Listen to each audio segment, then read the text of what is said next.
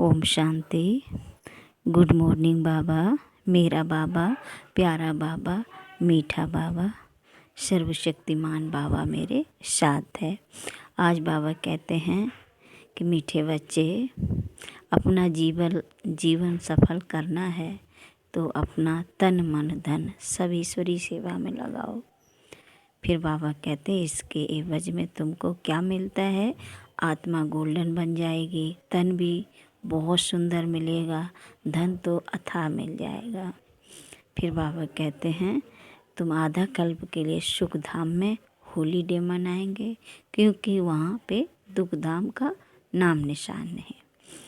तो आज बाबा कहते हैं तारीख है 29/12/2021, प्रातः मुरली ओम शांति, बाप दादा मधुबन। बाबा कहते हैं मीठे बच्चे, तुम आधा कल्प के लिए सुख धाम में होली डे मनाएंगे, क्योंकि वहाँ दुख का नाम निशान नहीं है।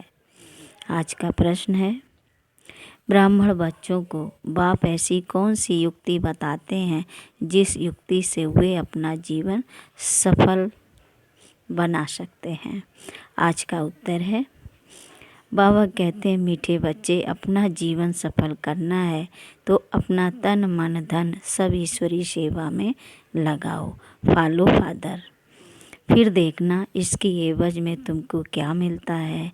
आत्मा गोल्डन बन जाएगी, तन भी बहुत सुंदर मिलेगा, धन तो अथाह मिल जाएगा। आज का गीत है, आखिर वह दिन आया आज जिसका मुझे बरसों से था इंतजार। ओम शांति, ओम शांति, ओम शांति। जब बाप ओम शांति कहते हैं तो दादा भी ओम शांति कहते हैं, बच्चे भी अंदर में कहते हैं ओम शांति। जब कोई भाषण करते हैं तो ओम शांति कहते हैं, वहाँ सब बैठे हुए भी कहते हैं ओम शांति। रिस्पॉन्ड ज़रूर देना होता है। अभी तुम बच्चे समझते हो आत्माओं और परमात्मा का अभी मिलन हो रहा है। गाया भी हुआ है, आत्मा परमात्मा अलग रहे बहुकाल, सुंदर मेला जब लगा जब सतगुरु मिला दलाल। जिससे बहुत काल अलग रहते हैं उनसे ही सम्मुख मिलते हैं। वह आते हैं अपना पाठ बजाने। भक्ति मार्ग में जिसको इतना ढूंढते रहते हैं, आखिर वह दिन भी आता है जबकि बाप से मिलना होता है। सिर्फ एक भारत ही अविनाशी खंड है, बाकी सब हैं विनाशी खंड। नई दुनिया में तो सिर्फ भारत ही होता है, भारत का कभी विनाश नहीं होता। यह तो है ही।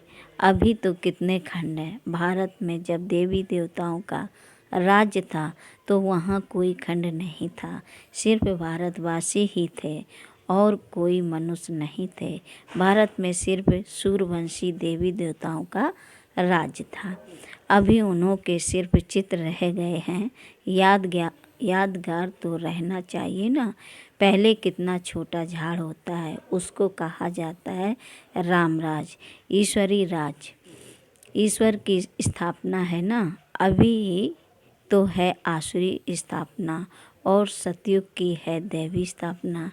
ईश्वर की स्थापना आधा कल्प चलती है, फिर आसुरी स्थापना होती है। जिसको रावण राज कहा जाता है वह है निर्विकारी दुनिया और यह है विकारी दुनिया। दुनिया में कोई जानते नहीं कि यह दुनिया का चक्र कैसे फिरता है। देवी देवता फिर कहाँ गए, पावन सो फिर पतित कैसे बने। सीढ़ी उतरना होता है ना। कलाएं कम होती जाती हैं। जैसे चंद्रमा को ग्रहण लगता है तो कहा जाता है देदान तो छूटे ग्रहण। अभी बाप कहते हैं 5 विकारों को छोड़ो। जब तुम रावण की जेल से छूटेंगे तो राम राज्य स्थापन हो जाएगा। वहाँ यह 5 विकार होते नहीं। यह भी किसको पता नहीं। मनुष्य समझते हैं यह सदा से ही चले आते हैं। दुनिया में मनुष्यों की है अनेक मत, तुम्हारी है एक मत। इसको कहा जाता है अद्वैत मत। यहाँ है आसुरी मत। अब बाबा कहते हैं तुम जानते हो हम भारतवासी राम राज्य में थे, पूज्य सो पुजारी थे। तुम बच्चों की बुद्धि में यह नॉलेज अभी बैठी है। हम ही पूज्य थे, फिर पुनर्जन्म लेते लेते पुजारी बने हैं। वह समझते हैं परमात्मा ही पूज्य पुजारी बनते हैं, उनकी ही सारी लीला है, सारी लीला है, सभी परमात्मा ही परमात्मा है। यह सबसे बड़ी भूल है। अभी तुम बच्चों को तो खुशी होती है, जिस बाप को आधा कल्प याद किया है अब वह मिला है। कहते हैं दुख में सिमरन सब करें, सुख में करे न कोई। सो सुख में सिमरन करें तो दुख काहे को होई। वही आत्माएं फिर सुख में आती हैं तो बाप को याद करती हैं। सतयुग में कोई भी बाप को बुलाएंगे नहीं, तो अभी आत्माओं का परमात्मा का हम आत्माओं से मेला होता है। बाप ही ज्ञान का सागर है, इसमें पानी के सागर की बात नहीं। संगम पर देखो कुंभ का कितना बड़ा मेला लगता है। सब अभी सच्चा मेला तुम्हारा लगा हुआ है। सब तो इकट्ठे मिल नहीं सकते, कोई कहाँ से आते हैं। मेले पर कितने लाखों मनुष्य जाते हैं स्नान करने। जन्म जन्मांतर यह स्नान करते आए हैं। कहते हैं यह मेला लगता ही रहता है, छोटा और बड़ा कुंभ भी कहते हैं। अब बाप तो एक ही बार आते हैं पतितों को पावन बनाने। गंगा पतित पावनी है तो क्या वह ज्ञान सुनाएगी। यहाँ तो पतित पावन बाप बैठ सृष्टि के आदि मध्य अंत का ज्ञान सुनाते हैं। बच्चे जानते हैं अभी दुनिया की हालत क्या है। विनाश तो बच्चों ने देखा है। अर्जुन तो यह ब्रह्मा ठहरा ना, यह तो है मनुष्य का रथ। यह बताते हैं हमने विनाश भी देखा, अपनी राजधानी भी देखी, तब छोड़ा। घर आदि सब कुछ फट से छोड़ दिया। विनाश तो होना ही है, यह कोई नई बात नहीं है। यह है ईश्वरी दरबार, इसमें कोई पतित को बैठना नहीं चाहिए, नहीं तो वह एकदम शरातल में चला जाएगा पतित बनने से। इसलिए पतित को आने का हुक्म नहीं है। ऐसे कोई आ जाते हैं, समझते हैं इन्हों को क्या पता कि हम विकार में गए। यह बड़ी गंदी चीज़ है। विलायत में 4-5 बच्चे पैदा करने वालों को इनाम मिलता है। सतयुग में तो एक ही बच्चा होता है, सो भी बेकार की वहाँ बात नहीं। वहाँ तो रावण राज ही नहीं, वह है राम राज। कन्या शादी करती है तो कन्या को गुप्त रीति से बहुत कुछ देते हैं, जो किसको पता नहीं पड़ता। बाप भी कहते हैं बच्चे तुमको गुप्त दान देता हूँ, किसको पता पड़ता है क्या हम क्या दे रहे हैं। यह है गुप्त, कोई समझ नहीं सकते कि यह भी के विश्व के मालिक बनेंगे। यह तुम अभी समझते हो। हम विश्व के मालिक थे, फिर 84 जन्म लेते हैं।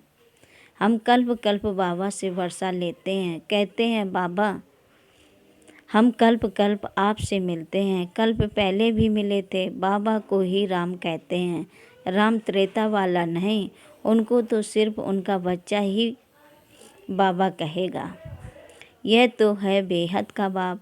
अब बाप तुम बच्चों को कहते हैं तुम बच्चों को दैवी गुण धारण कर ऐसा बनना है। इन देवी देवताओं की कितनी महिमा करते हैं, परंतु समझते कुछ भी नहीं। कहते हैं अच्युतम केशवम कृष्ण दामोदरम जानकी वल्लभम। अब कहाँ राम कहाँ नारायण, सबको मिला देते हैं, अर्थ कुछ भी नहीं निकलता।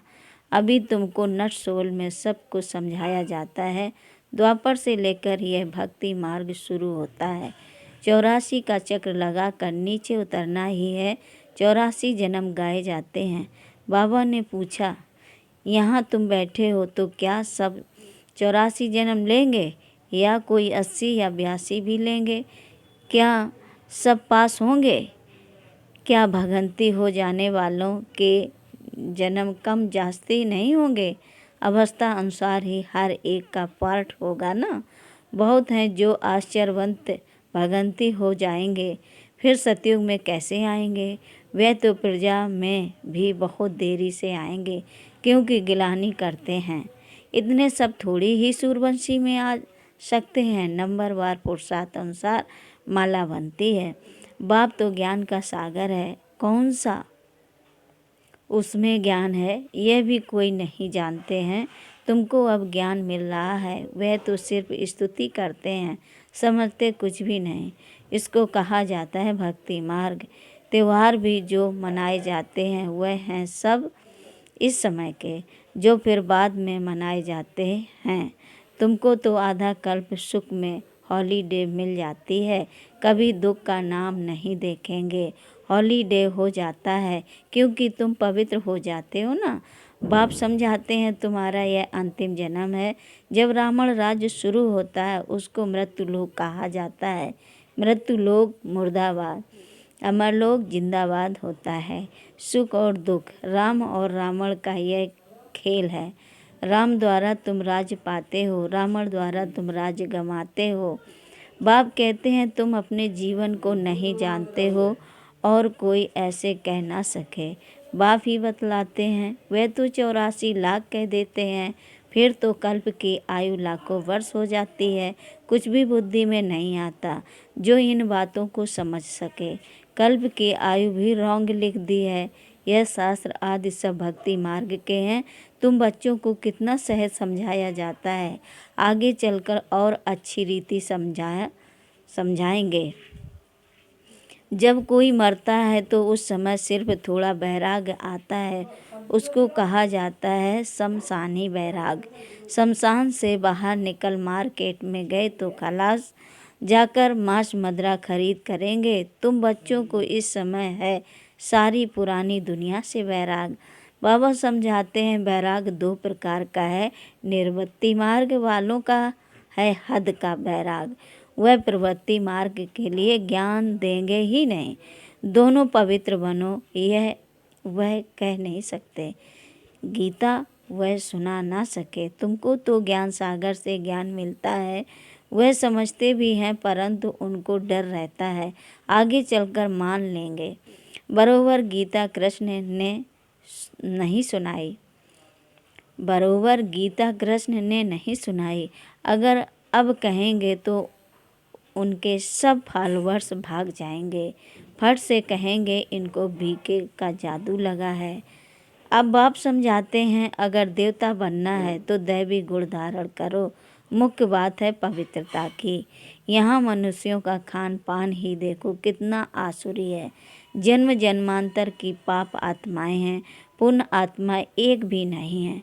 अभी तुम बन रहे हो। सतयुग में सब पुण्य आत्माएं होती हैं, वहाँ है ही श्रेष्ठाचारी पावन, यहाँ है भ्रष्टाचारी पतित। सतयुग में 5 विकार होते नहीं।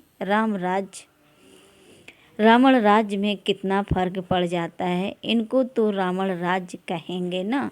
पतित पावन एक ही गॉड फादर है, तुम जानते हो वह हमारा बेहद का बाप है। बेहद के बाप रचयिता को रचना याद करती है। बाबा ने समझाया सतयुग में है एक बाप, फिर होते हैं 2 बाप, लौकिक और पारलौकिक। तुमको हैं 3 बाप, लौकिक पारलौकिक अलौकिक। भक्ति मार्ग में लौकिक बाप होते भी पारलौकिक बाप को याद करते हैं। यहाँ तो यह वंडरफुल है, बाप और दादा दोनों बैठे हैं, यह भी तुम बच्चे जानते हो, फिर घड़ी घड़ी भूल जाते हो। प्रजापिता ब्रह्मा तो गाया हुआ है ना, वह अभी ही मिलता है। प्रजापिता ब्रह्मा है साकार, वह है निराकार। निराकार और साकार दोनों इकट्ठे हैं, दोनों का हाईएस्ट पोजीशन है, इनसे बड़ा कोई होता नहीं। और कितना साधारण रीति बैठे हैं। पढ़ाई भी कितनी सहज है बच्चों के लिए। बाप सिर्फ कहते हैं अपने को आत्मा समझो। आत्मा अविनाशी है, यह देह विनाशी है। एक शरीर से आत्मा निकल जाकर दूसरा शरीर लेती है। तुमको रोने की दरकार नहीं है। मनुष्य शरीर को याद करने से रोते हैं, तुमको रोने की दरकार नहीं। सतयुग में कभी रोते नहीं, वहाँ है ही मोह जीत। यह सब बातें तुमको संगम पर ही समझाई जाती हैं। तुमको यह लक्ष्मी नारायण का चित्र देखकर बहुत खुशी होनी चाहिए। इसलिए बाप ने कहा है यह लक्ष्मी नारायण त्रिमूर्ति का बैज वह मेडल जेब में डाल दो। घड़ी घड़ी पॉकेट से निकाल कर देखो, ओहो हम तो यह बनने वाले हैं। बहुत खुशी होगी। औरों को भी दिखाकर खुश करो कि हम यह बन रहे हैं।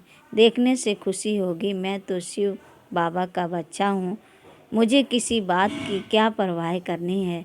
कुछ घाटा पड़ा सो क्या, हम तो भविष्य 21 जन्मों के लिए पद्मपति बनते हैं। देखो बाबा ने सब कुछ दे दिया, फिर फायदे में हैं या घाटे में हैं। बाबा अब सम्मुख समझा रहे हैं, तुम्हारा यह धन दौलत सब कुछ मिट्टी में मिल जाने वाला है।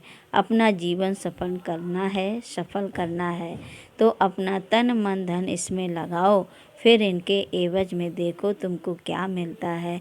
आत्मा भी गोल्डन बन जाती तो तन भी सुंदर, धन तो अथाह रहता है। अच्छा, मीठे मीठे शकील दे बच्चों प्रति माता पिता बाप दादा का याद प्यार और गुड मॉर्निंग।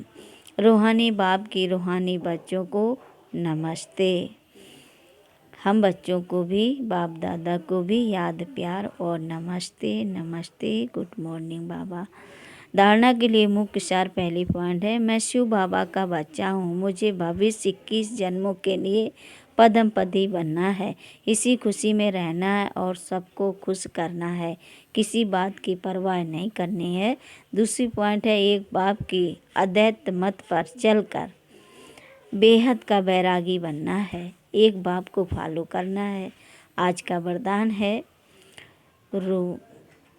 रुहाब और रहम के गुण द्वारा विश्व नव निर्माण करने वाले विश्व कल्याणकारी भव। विश्व कल्याणकारी बनने के लिए मुख्य 2 धारणाएं आवश्यक हैं, एक ईश्वरी रुहाब और दूसरा रहम। अगर रुहाब और रहम दोनों साथ साथ और समान है तो रूहानियत की स्टेज बन जाती है। तो जब भी कोई कर्तव्य करते हो वह मुख से शब्द वर्णन करते हो तो चेक करो कि रहम और रुहाब दोनों समान रूप में हैं। शक्तियों के चित्रों में इन दोनों गुणों की समानता दिखाते हैं। इसी के आधार पर विश्व नवनिर्माण के निमित्त बन सकते हैं। आज का स्लोगन है, बाप के प्यार के पीछे व्यर्थ संकल्प निछावर कर दो, यही सच्ची कुर्बानी है। ओम शांति।